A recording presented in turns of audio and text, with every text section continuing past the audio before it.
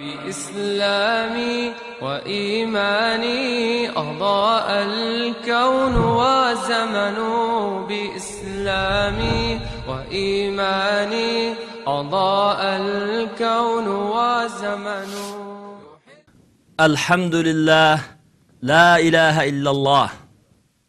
Her qandaq bir Müslüman Allah Taala'nın yaxşı görüşünü ve Allah Taala'nın rızalığına erişini her vakit maksat kılıdı. Allah Taala'nın muhabbetiga ve rızalığına eriş üçün bir qançalığan şartlar ve bir qançalığan sübetler var. O sübetlerini hazırlayan vaktimizde Allah Taala'nın muhabbetiga erişeleyimiz. Allah Taala'nın muhabbetiga erişidigan birinci sübet ihsan. İhsan degen güzel, yaxşı, çiraylık itiqat ve çiraylık şerket ve çiraylık ibadette bulğanlıqni ihsan deb atırdı.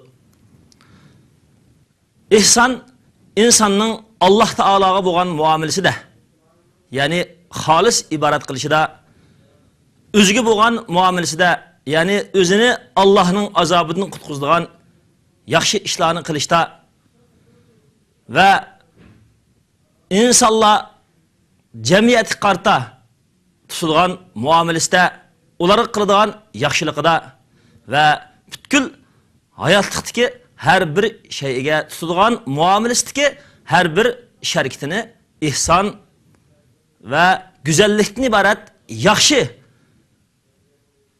güzel, yoruq, çiraylık muamele bilen ilip barsa, muşunun hemmisi ihsan burudu.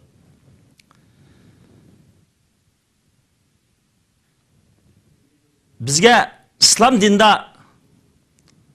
ihsanın sübetleri ve şeritleri Kur'an ve hadiste bayan kılıngan. Biz tövende muşu Allah Taala'nın muhabbetige erişidigan sübetlerden bir qancha sübetlerinin en birincisi ihsanның qattiq muhim ekanligini bayon qilib o'tamiz.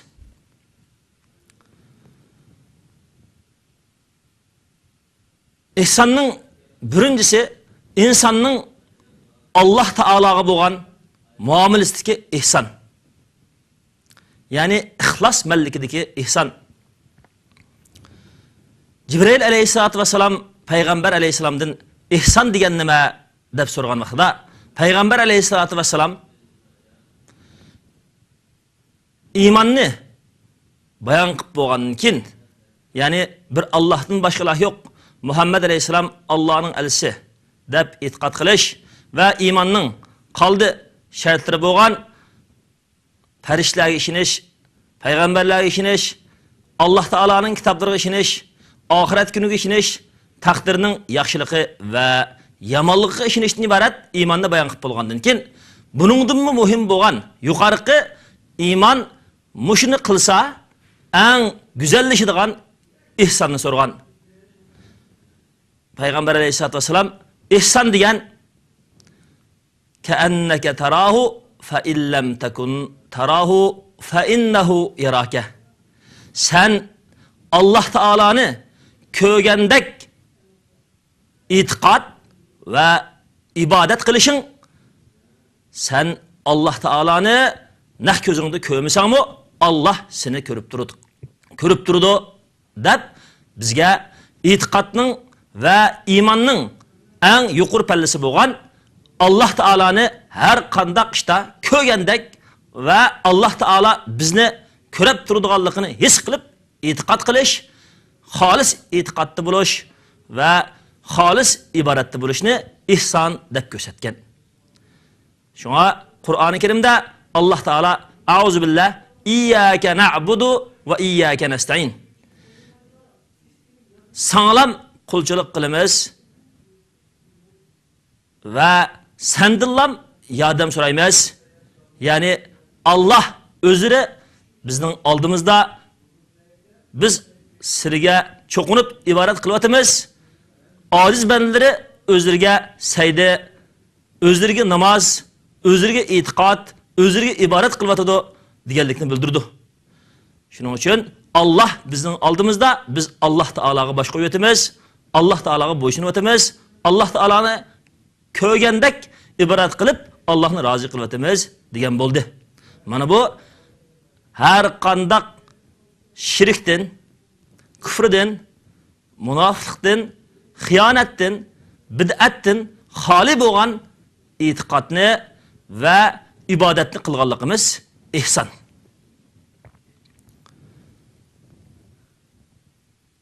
İbadet ish turlik bo'ladi.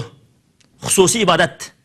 Alloh taolaga e'tiqod qilish, Allohning bor va birligini qalbimiz va tilimiz va hayotimiz bilan tasdiqlab Alloh taolaga sodiq bo'lganlik va xolis namoz o'qiganlik, ro'za tutganlik, zakot berganlik, Allohni asganlik, islomiy din va hidoyatlarni Qur'on hadis tikalgan barliq ibodatlarni Payg'ambar alayhisalom bizga buyurgan pati qilganlik bu xususiy ibodat. İkincisi umumiy ibodat. Ya'ni har qanday bir insonlar qilayotgan faoliyatda islom diniga zid kelmaydigan har qanday bir ish faoliyatni Alloh taolo rizoligi uchun qilgan bo'lsa, hammasi ibodat. Masalan, bir odamga chiroyli muomala qilgani, bir odamga yaxshi so'z qilgani, ochchig'ini yutayotganligi, o'zaro qarindoshlarcha muomala qilishganligi, qiyinchilikda qolgan musulmonlarga yordam berganligi hammasi ibodat. Mushu xususiy ibodat bo'lsin yoki umumiy ibodat bo'lsin, har qanday ibodatda mu'minning ihson qilishi degan Alloh taolani ko'rganda qilishiki, hech qanday bir kishidan qilgan yaxshiligiga mukofot kutmasdan, balki Alloh taoladan savob va Alloh taoladan mukofot kutganlik, mana bu ihson.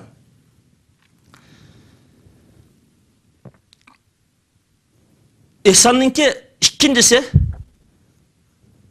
Alloh yo'lida chiqim qilishda bo'ladi. Alloh taolo Qur'oni Karimda dedi: "A'uzu billahi minash shaytonir rojim.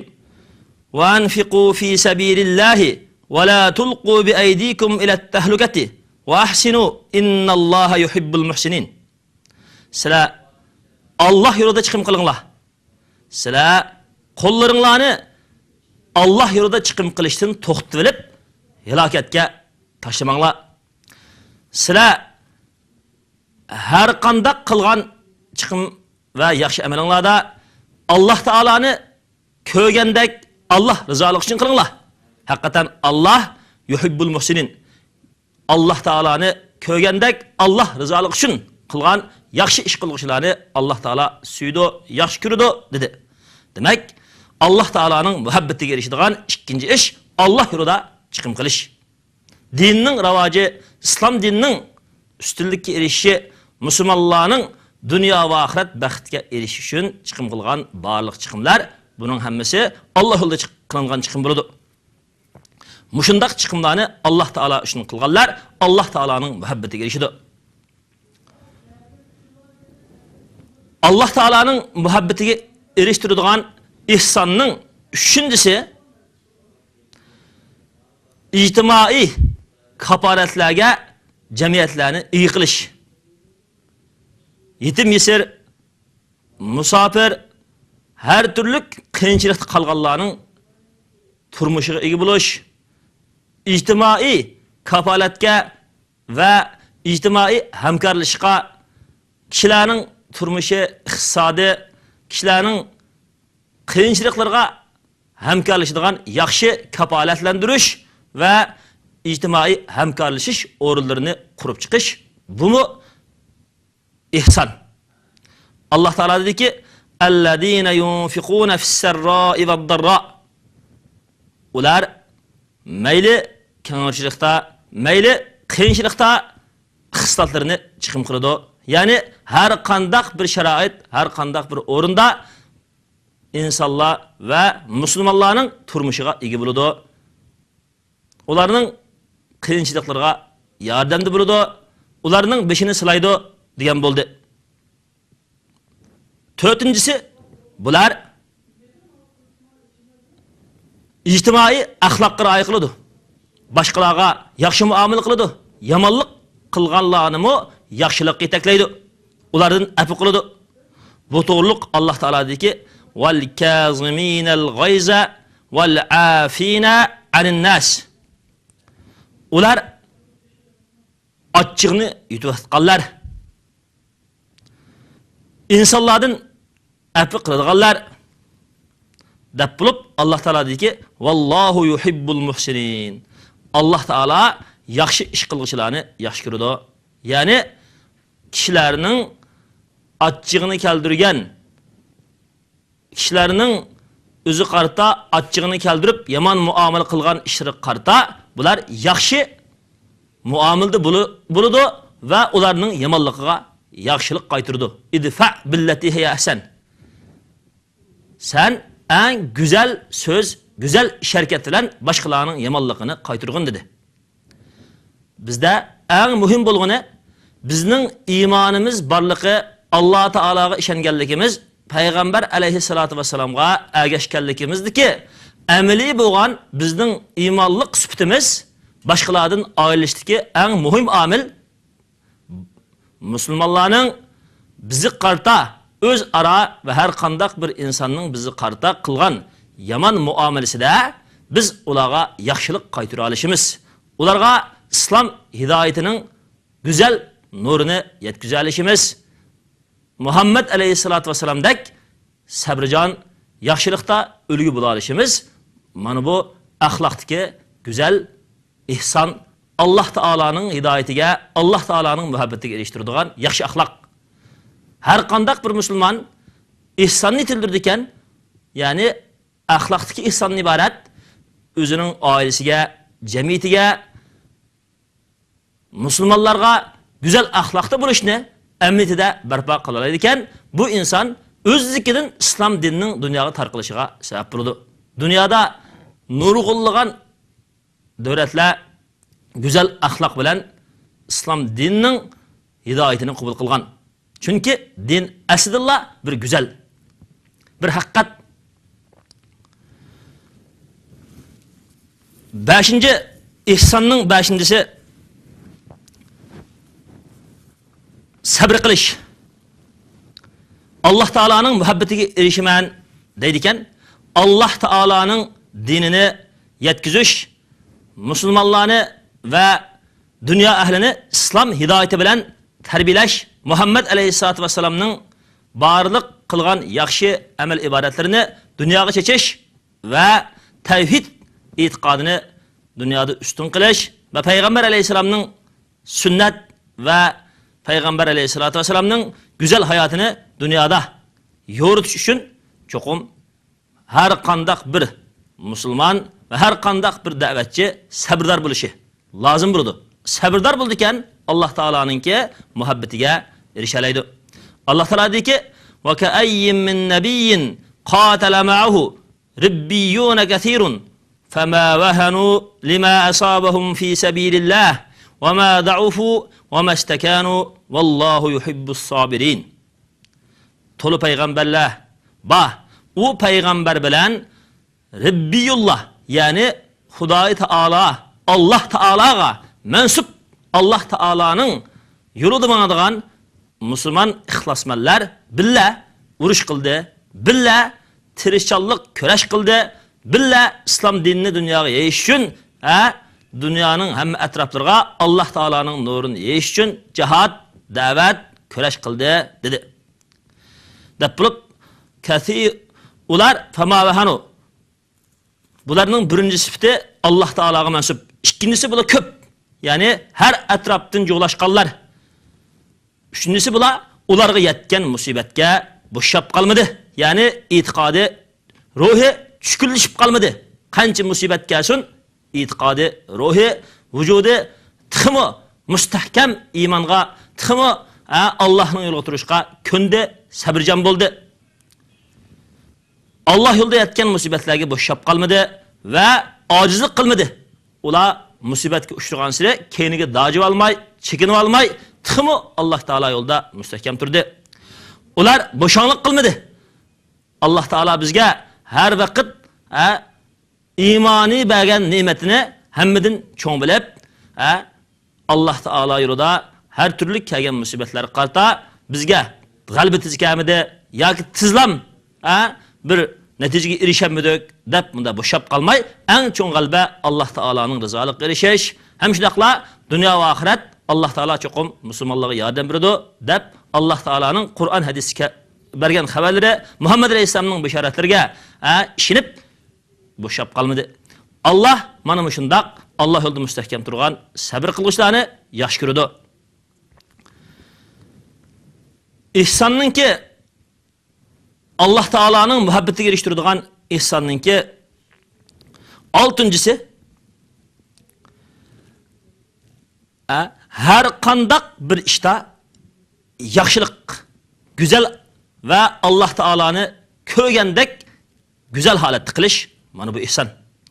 Alloh taolo Qur'oni Karimda deyki, "Summattaqaw va amanu, summattaqaw va ahsanu, vallohu yuhibbul muhsinin." Ondan ular taqvodor bo'lganlar, ya'ni Alloh taologa haqiqiy iymon aytib, Alloh taolodan qo'rqqanlar, e'tiqodini shirk, kufri, nifoq, xiyonatdan saqlaganlar va iymonini mustahkam qilganlar. Ondan yana haromdan saqlanib, halol ishlarni qilib, to'g'ri bo'lgan ibodatlarni qilish orqali Allohdan taqvodor bo'lganlar va har qanday ishda Alloh taolani ko'rsin deb ixlos bilan yaxshi amal qilganlar. Alloh har qanday ishda yaxshi, go'zal Alloh taolani ko'rsin deb yaxshi, go'zal holatda qilgan ishlarni yaxshi ko'radi. Har qanday yaxshi, go'zal har qanday yaxshi, go'zal ishlarni Alloh rizoligi uchun yaxshi, go'zal holatda qilganlarni Alloh taolo yaxshi ko'radi. Endi bu umumiy bo'lgan ihsonlar qasi. Umumiy bo'lgan ihsonlar degan yaxshilikni buyurish, yomonlikdan to'sish, o'zining yuz obro'yidan foydalanib musulmonlarga kepil bo'lish, ularni har turli tajovuzchi, har turli dinsiz zolimlarning qo'lidan qutulishga yordam berish va ularni qo'dab qilish.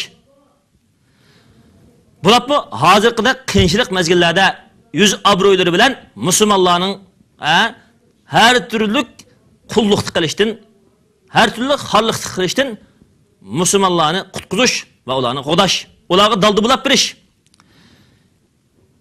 Foydali ilmlarni, diniy ilmni Alloh rizoligi uchun o'rgatish va fanniy ilmlarni musulmonlarning dunyo va oxirat baxt saoatiga erishish uchun fanniy ilmlarni Alloh rizoligi uchun o'rgatish. Kishilarning hojatlarini ado qilish, ezib ketgan kishilarni, xatolik yo'liga tushib qolgan kishilarni to'g'rilab boshlash, kasallarni yo'qlash, o'lib ketgan odamlarning yetim, yesir bolalarga ega bo'lish. Eng yomon holat shuki, burunqi Rasululloh alayhisalom davrida Usomah ibn Zaydga o'xshash yetim bolalar nihoyat cho'ng islomning qo'mondonligiga erishgudek yaxshi tarbiyalarga ega bo'la oladi. Go'zal tarbiyalarga ega bo'la oladi. O chog'dagi payg'ambar alayhisalom va sahobalardek rahbarlarimiz, payg'ambarimiz va sahobalar va shu davrdagi oltin davrining odamlari yetimlarga ega bo'lib, ularni eng namunliq tarbiyalab chiqishga, eng yaramli qilib tarbiyalab chiqishga tirishgan. Hozirgi jamiyatimiz uchun yetimlarga kepil bo'lish nihoyat oz. Shuning uchun bir tuqqanlarimiz hozirgi yetimlar o'g'ir, qimovoz, qaroqchi, buzg'unchi, har turli yomonlarga, har turli yomon yo'lga, dinsizlarning oldam xalqisiga tushib, dinsizlarga al bo'lib, islomga jon soladigan yo'llarga kirib ketmoqda. Shuning uchun yetimlarga kepil bo'lib, ularni to'g'ri taklash har bir musulmonninki burchi. Qur'oni Karimda davom eshish to'g'riliq qo'yilgan shartning birisi yetimlarga yordam berish, ularni qo'dash. Har qanday ish qilmay, kasb qilmay turib qolganlarning kasb qilishi, ishiga hamkorlashish va har qanday yo'qsiz bo'lib qolgan yoki narsani yutirayotgan kishilarning narsani tepishib berish yoki ularga hamkorlashish. Shundaqla har qandaq ruhiy jihatda va ma'naviy jihatda va tashqi jihatda va moddiy jihatda qiyinchilikqa, bearamchilikqa uchrab qolgan har qandaq bir kishining ishiga, har qandaq bir musulmonning har qandaq bir g'amlarga yordamlashganlikning hammasi ihson. Endi mushundaq yaxshi amallarni qilib ihson qilsak, nimaga erishimiz? Desa, Alloh taolo deydi ekanki, lillazina ahsanul husna va ziyada. Yaxshi e'tiqod, yaxshi amal, yaxshi ibodatlarni qilgan odamlar uchun o'xshi yaxshi mukofot va hassalab qaytirib berish, hassalab ajr berish bor dedi. Demak, Alloh taolaning rizoligi uchun, Alloh taolaning muhabbatiga erishish uchun har qandaq bir ishni, har qandaq bir yaxshilikni qilsak, biz qilgan yaxshiligimizni eng yaxshi bo'lgan bankada qo'ygan bo'lamiz. Bu bankada har bir qilingan ishimiz doim hassalab ajr berilib turadi. U bo'lsa-mu Alloh taolaning bankisi. Alloh taolo bizning yaxshi amalimizni qaytirib hassalab beradi. Shuning uchun mush hassalab yaxshilik oladigan yaxshilikqa har birisimiz tirishchilik qilaylik.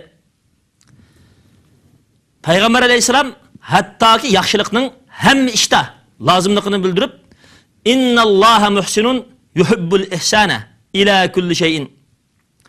Haqiqatan Alloh o'zining bir sifati yaxshi ish qiluvchi. Alloh taolo ihson qiluvchi. Har qandaq narsaga ihson qilishni yaxshi ko'radi, yaxshilik qilishni yaxshi ko'radi degan. Demak, hamma ishda yaxshilikda bo'laylik, yaxshi ish qilishga tirishaylik, dunyoga Allah razı bo'ladigan yaxshi go'zallik islomning haqiqiy obrazini barpo qilaylik. Dinsizlarga, g'aribliklarga, har turli munofiqlarga, har turli jamiyatdagi buzg'unchilik ilib turadigan fosiqlarga biz ularga fitnalab bermaylik. Ularning diniga, islomga bo'hton qilishiga sabab bo'lmaylik. İslam bizning e'tiqodimizda, ibodatimizda, amalimizda ko'rsin. Alloh taolo bizni ko'rib turadi deb yaxshi ish qilamiz degan ekanmiz. Shu qilgan har bir yaxshi ishimizda faxrlanaylik. Yaxshi ish qilsam, mening qilgan yaxshi ishimni faloni ko'rmadi. Faloni yaxshilik qilsam, menda qildi, menda dedi. Bizning yaxshiliklarimizni jamoatlarimiz o'qmadi. O'zaro bir-birimiz bilishammidik deb bunda o'zaro bir-birimizga fitna qilishmay, har qanday qilgan yaxshiligimizni Alloh ko'rib turdi. Qilgan yaxshiligimiz Allohning so'zi Qur'onga va payg'ambar alayhisolamning sunnati hadisga, Rasululloh alayhisolamning hayotiga uyg'unlantirdi ekan, bu qilgan yaxshiligimizga Alloh ajr beradi. Hattoki bu yaxshilik qilishni islomdan yo'l qo'yib, payg'ambar alayhisolam shunday deganki, sizlar bo'g'izlaydigan, o'ltiradigan narsaga yaxshilik qilinglar. Pichiqni o'ltiradigan, bo'g'izlaydigan kishi o'zining pichiqini yetilashsin. Ya'ni kofir dinsizlarni o'ltiradigan urush bo'lib qolsa, ular tiz Allohning oldiga boradi. Agar o'ltiriladigan narsa, o'ltiriladigan narsa hayvonot, chormal bo'lsa, uning jinini og'ritmaymiz. Onun yaxshilik qilgan bo'lamiz. Hammamizni Alloh subhanahu va taolo har qandaq bir ishda yaxshi ish qilishlarni qilsin, har qandaq ishda yomonlik qilishlar bo'lishimizdan saqlasin. Va salli ala Muhammad va sahbihi ajmain.